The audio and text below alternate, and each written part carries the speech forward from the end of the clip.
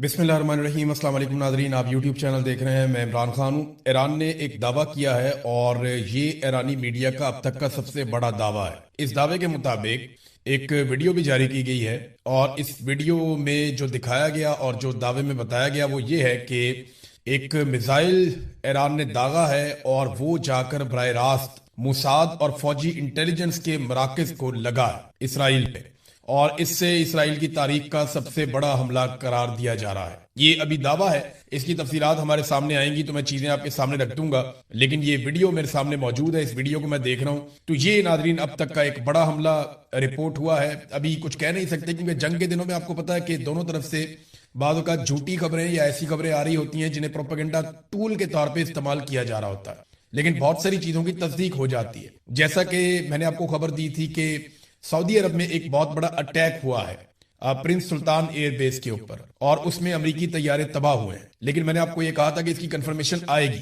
और बाद में उसकी कंफर्मेशन आई। बाकायदा तस्वीर आई कि अमेरिकी तैयारे बुरी तरह तबाह हुए हैं और वहां जो अमेरिका का नुकसान हुआ वो बेमिसाल है। यानी $1 अरब से महंगा उनका एक ऐसा तैयारा तबाह हो गया जिसपे उनकी एयरफोर्स इन्हिसार करती है, और उसके अलावा उनके बहुत सारे ऐसे तैयारे तबाह हो गए या जुजवी तौर पे उनको नुकसान पहुंचा, फौजियों को नुकसान पहुंचा। ये रिफ्यूलिंग के लिए तैयारे इस्तेमाल होते थे। बहरहाल एक और बड़ी खबर है, इस खबर को अगर आप उस तरह समझेंगे जैसे मैंने समझा तो आपको बाद वक्त हंसी भी आएगी। अरब ममालिक ने ज़ेलेंस्की को बुलवाया है। अब यूक्रेन की लड़ाई चल रही है रशिया के साथ लगभग 4 साल हो गए। 2022 के फरवरी में ये लड़ाई शुरू हुई थी, गालिबन 3 फरवरी को 2022 में ये लड़ाई शुरू हुई और ये लड़ाई तब से लेकर चल रही है आज तक, तो 4 साल से ज्यादा हो गए हैं। इसमें रशिया ने बहुत सारे इलाकों पे कब्जा कर लिया है और यूक्रेन को पूरी दुनिया की सपोर्ट मिल रही है। रशिया अकेला लड़ रहा है यूक्रेन से, यूरोप यूक्रेन को हथियार देता है, पैसा देता है, मदद देता है, अमेरिका भी यही करता है और नेटो पूरी मदद कर रहा है यूक्रेन की, जबकि रशिया जो है वो अकेला यूक्रेन के साथ लड़ता चला आ रहा है। अब यूक्रेन ने यह दावा किया कि उनके पास ऐसे कुछ सस्ते और छोटे ड्रोन्स मौजूद हैं जिनके साथ वो निशाना बना सकता है शाहिद ड्रोन से, जो अमेरिकन फौज के लिए बड़ी प्रॉब्लम बन गई। अमेरिकी फौज ने भी ये कहा, उनके जर्नैलों ने ये कहा, उनके जितने दिफाई तज्जियाकार हैं उन्होंने भी ये बात की और अरब ममालिक भी इसी बारे में सोच रहे थे कि ईरान का इंतहाई सस्ता शाहिद ड्रोन ये काबू क्यों नहीं आ रहा। यानी इतने महंगे इंटरसेप्टर मारे जाते हैं, इसके बावजूद ये ड्रोन एक तो है बहुत सस्ता, दूसरा महंगे तरीन इंटरसेप्टर मिसाइल इस्तेमाल करने के बावजूद ये काबू नहीं आता। तो इसमें ज़ेलेंस्की ने यह दावा किया कि हम इन्हें काबू कर सकते हैं, हमारे पास ऐसे ड्रोन हैं इसके मुकाबले में जो इसको जाके टकरा के हवा में तबाह कर देंगे, और वो बहुत छोटे छोटे ड्रोन हैं। तो अब ये जब यूक्रेन का सदर ज़ेलेंस्की पहुंचा अरब ममालिक में तो इसका बड़ा इस्तकबाल हुआ। इसने सबसे पहले सऊदी अरब के साथ मुआहिदा किया, फिर ये यूएई चला गया, फिर ये कतर चला गया। इन तमाम ममालिक के साथ ये दिफाई मुआहिदे करता चला जा रहा है। इसकी अपनी जंग लगी हुई है और वहां पे ये पूरी दुनिया से मदद लेकर लड़ाई लड़ रहा है, और दूसरा ये अरब ममालिक के साथ मुआहिदे कर रहा है। गालिबन ज़ेलेंस्की को ऐसा लगता है कि ये मौका है कि कुछ पैसे कमाए जा सकते हैं, ये मौका है कि कुछ रिकवरी की जा सकती है, क्योंकि बहुत बुरी हालत हुई है इनकी जंग के दौरान और इन्होंने पूरी दुनिया से माल भी लिया, पैसा भी लिया, हथियार भी लिए। और अब हुआ ये कि यूक्रेन वहां पे जो इमदाद लेकर गया इब्तदाई तौर पे, जो एक खबर आई है मुख्तलिफ मीडिया के अंदर ये खबर छपी है और खबर ये बता रही है कि ईरान ने एक मिलिट्री वेयर हाउस है यूएई में, उसके ऊपर अटैक किया और उसको तबाह कर दिया। इस मिलिट्री वेयर हाउस में यूक्रेन के ड्रोन्स और दिफाई निजाम पड़ा हुआ था जिसे लाकर अरब ममालिक को बचाना था, और यहाँ पे 21 यूक्रेनी फौजी भी मौजूद थे। और ये बाकायदा आलमी मीडिया ने कहा कि जो फौजी मौजूद थे इनके बारे में नहीं कहा जा सकता कि ये कत्ल हो गए या बच गए, लेकिन ये वहां पे मौजूद थे। और जो ड्रोन्स और फिजाई दिफाई निजाम यूक्रेन ने दावा किया था कि वो अरब ममालिक को बचाएगा, उसका बहुत बड़ा नुकसान हो गया। तो देखें, अब खातमैन हरमैन शरीफैन के साथ जब पाकिस्तान मुआहिदा करता है तो कहा जाता है कि हम जा रहे हैं मक्का और मदीना की हिफाजत करने के लिए, हमारे लिए बड़ा मुकद्दस हो जाता है। लेकिन अमेरिका के साथ भी वो दिफाई मुआहिदा करते हैं तो क्या उनके लिए भी वो उतना ही मुकद्दस है? वो एक दिफाई मुआहिदा करते हैं ज़ेलेंस्की के साथ, तो क्या ज़ेलेंस्की को अल्लाह रब्बुल इज्जत ने ये सआदत दे दी है कि वो अब हरमैन शरीफैन की हिफाजत करेगा? देखिए, ऐसा नहीं है। हर मुसलमान जो है वो अपने अकीदे के मुताबिक हरमैन शरीफैन की हिफाजत करता है, चाहे वो ईरानी है, चाहे पाकिस्तानी है, चाहे वो फलस्तीनी है, चाहे वो इंडियन है, कहीं पे भी है, जहां पे भी मुसलमान है उसका लगाव है, मजहबी लगाव है उसका और उसके जज्बात हैं उस तरफ। ये ममालिक और वहां के जो हुक्मरान हैं ये उनके मामलात हैं और उनके दिफाई मामलात हैं और ये प्रोफेशनल ताल्लुकात हैं ममालिक के बीच में।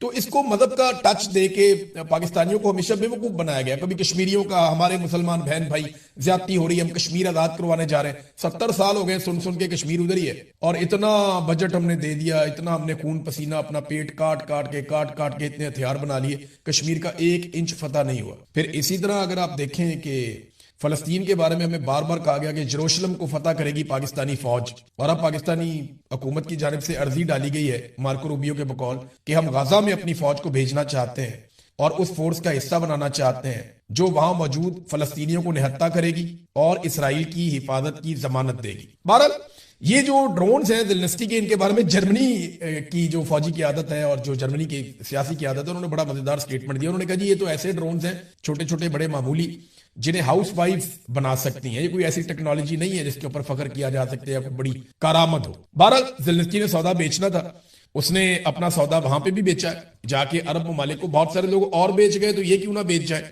तो इन्होंने भी आगे अपना सौदा बेच दिया। नादरीन, पाकिस्तान के अंदर 3 वुज़रा पहुंचे हैं, और ये जो 3 वुज़रा पाकिस्तान के अंदर आए हैं, इनमें एक तुर्की के हैं, एक सऊदी अरब के हैं और एक मिस्र के हैं।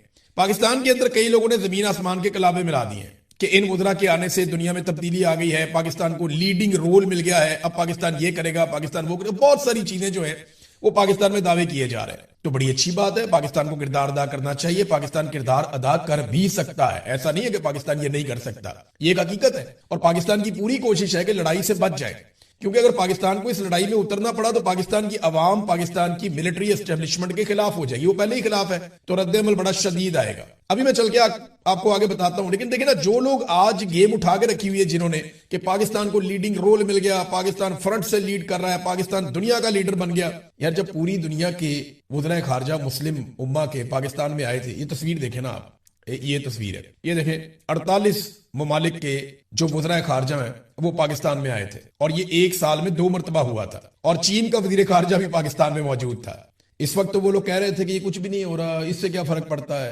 फर्क पड़ता है भाई, फर्क उस वक्त भी पड़ता था, फर्क आज भी पड़ता है। आज हम ये नहीं कहेंगे कि 3 लोग आए तो ये क्या फजूल एक्सरसाइज है, नहीं भाई, वो आए कोशिश कर रहे हैं ना लड़ाई रोकने की। तुर्की भी कर रहा है, मिस्र भी कर रहा है, पाकिस्तान भी कर रहा है, क्योंकि लड़ाई किसी को बारह ही नहीं खाती, सारे इस लड़ाई को रोकना चाहते हैं। और पाकिस्तान के लिए प्रॉब्लम यह है कि पाकिस्तान ने एक दिफाई मुआहदा कर दिया सऊदी अरब के साथ, कौम को बताए बगैर, कौम को अंधेरे में रखकर इन्होंने दिफाई मुआहदा कर लिया, पता नहीं क्या मुआहदा किया हुआ है, इनके ऊपर दबाव है कि लड़ाई लड़नी है।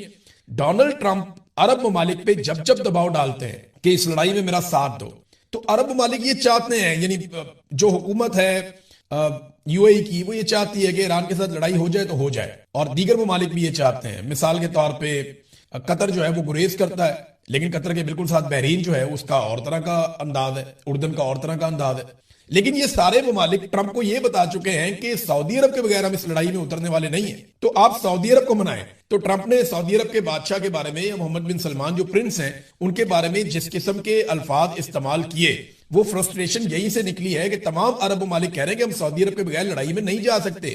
और अरब ममालिक एक बात समझते हैं, देखें वो सारे ये चाहते हैं कि ईरान कमजोर हो, ये हकीकत है। मैं आपसे झूठ बोलूंगा नहीं, मैं बिला वजह आपको इस्लामी भाईचारा नहीं बेचूंगा, मैं आपको साफ बता रहा हूं कि अरब ममालिक ये चाहते हैं कि ईरान कमजोर हो जाए, ईरान ताकतवर ना रहे, उसकी कैपेसिटी लड़ने की या किसी को सपोर्ट करने की खत्म हो जाए।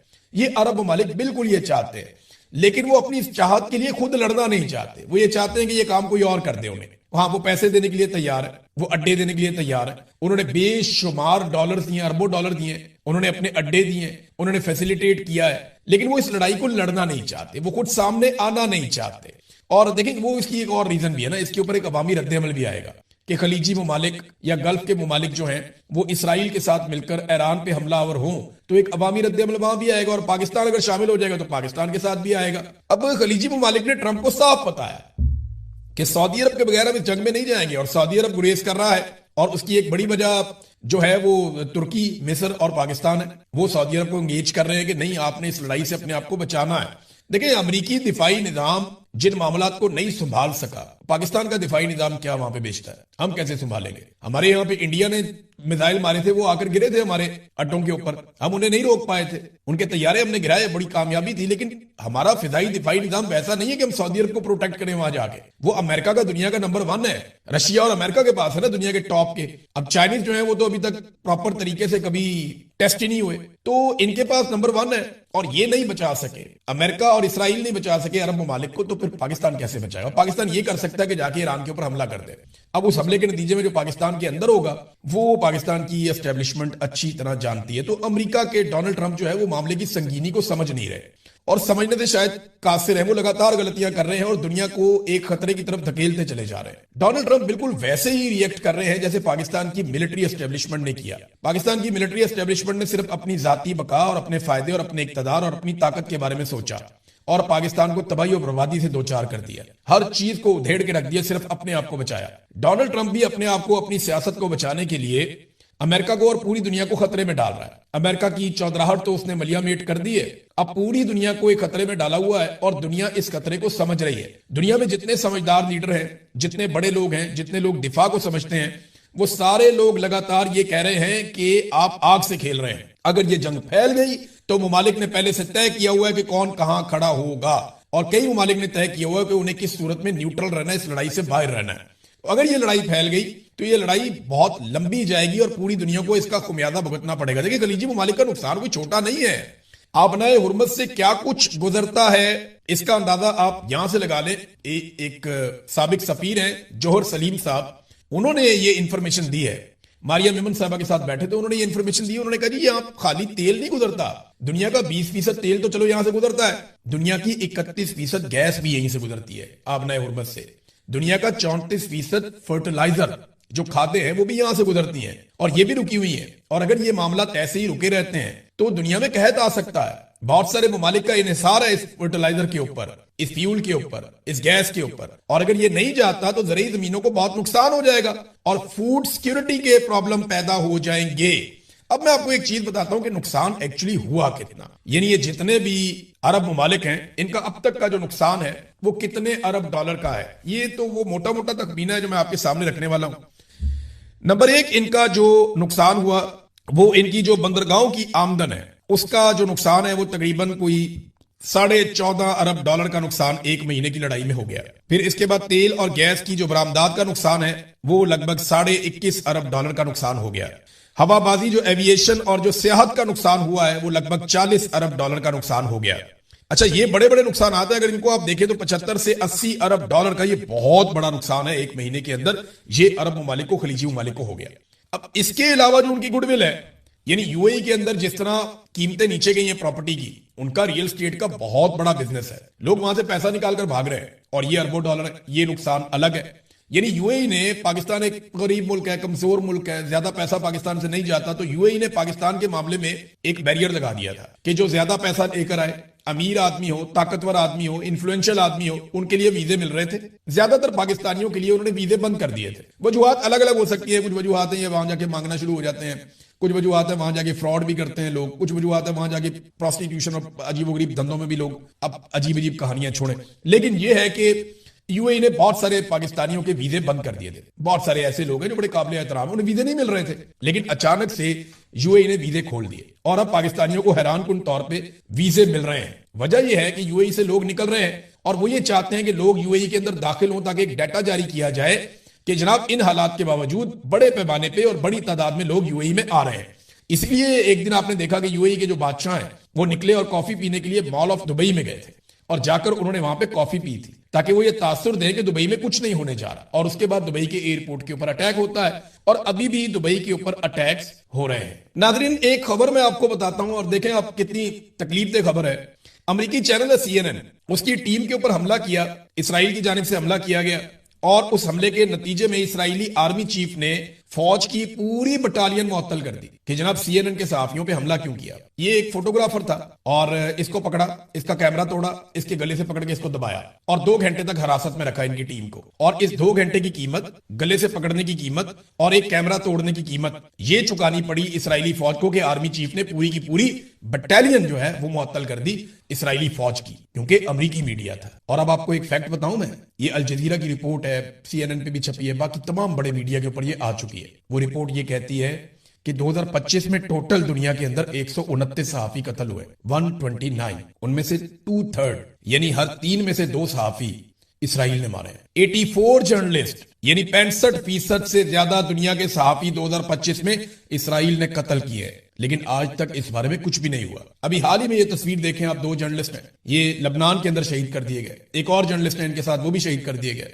इनमें एक अली शुएब है और एक फातिमा है। इन्हें वहां पे धमाके के अंदर मारा गया है और इनकी वीडियोस बाकायदा मौजूद है। तो सहाफियों को कत्ल किया जा रहा है इसराइल की जानिब से, कोई पूछने वाला ही नहीं है, कोई जवाब सवाल ही नहीं है। लेकिन एक तरफ अमेरिकी सहाफी है तो हल्का सा पकड़ लिया तो उसके ऊपर पूरी की पूरी बटालियन मुअत्तल हो गई। तो अमेरिकन क्या आसमान से उतर कर आए हुए हैं? उनके लिए कानून कुछ और है, यूरोप के सहाफियों के लिए, एशिया के सहाफियों के लिए, फलस्तीन के सहाफियों के लिए कानून कुछ और है।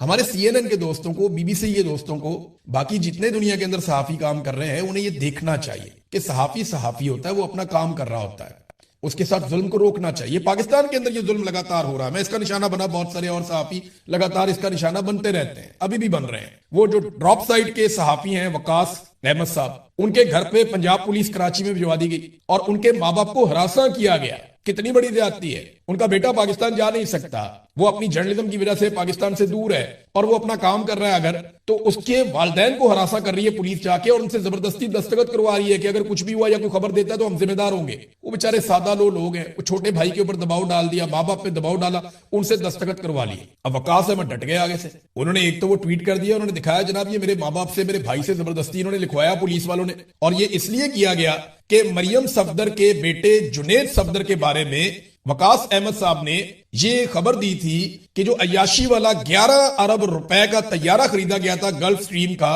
उसके ऊपर जुनेद सफदर अपनी नवेली दुल्हन के साथ उन्होंने दावा किया था कि ये हनीमून के लिए यूरोप गए उस तैयारे पर, और वो अपनी खबर के ऊपर कायम है। अब बजाय कि उनको जाके उस मुल्क के अंदर उन पे केस कर दिया जाए ना, भाई जहां पे वो मौजूद हैं अमेरिका में, वहां जाएं और जाके उनके ऊपर केस कर दें।